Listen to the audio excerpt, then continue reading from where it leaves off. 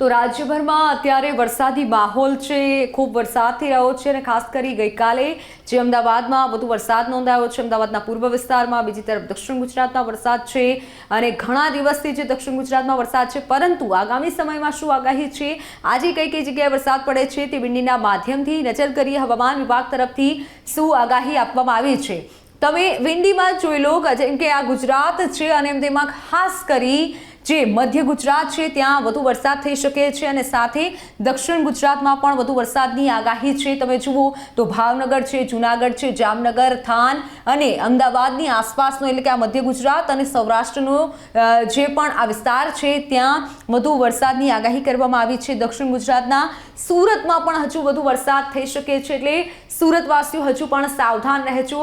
આજે આટલા વિસ્તારોમાં વરસાદની આગાહી છે. અને હવે આગળ વાત કરીએ કે 27 તારીખે કેવો વરસાદ રહી શકે છે. 2 દિવસની આપણે વાત કરીશું. 27 તારીખ તો 27 તારીખે ધીમે ધીમે વરસાદ ઉપર જઈ રહ્યો છે, એટલે વરસાદ ઓછો થઈ રહ્યો છે. ઉત્તર ગુજરાતમાં આપ જોશો તો 27 તારીખે વરસાદની ક્યાંક આગાહી જોવા મળશે, પણ 27 તારીખે ક્યાંક ઓછો વરસાદ છે. આજે ખૂબ ભારે વરસાદ રહી શકે છે અને જે વરસાદની આગાહી છે તેની વાત કરીએ તો આજ માટે ખાસ દક્ષિણ ગુજરાત અને મધ્ય ગુજરાતે સાવધાની રાખવાની જરૂર છે. જિલ્લા વાઇઝ પણ આપણે વાત કરી લઈએ કે આજે હવામાન વિભાગ તરફથી શું કહેવામાં આવ્યું છે. આજે ઉત્તર ગુજરાતના સાબરકાંઠા, બનાસકાંઠા, પાટણ, મહેસાણા અને ગાંધીનગર સાઈડ વરસાદ થઈ શકે છે.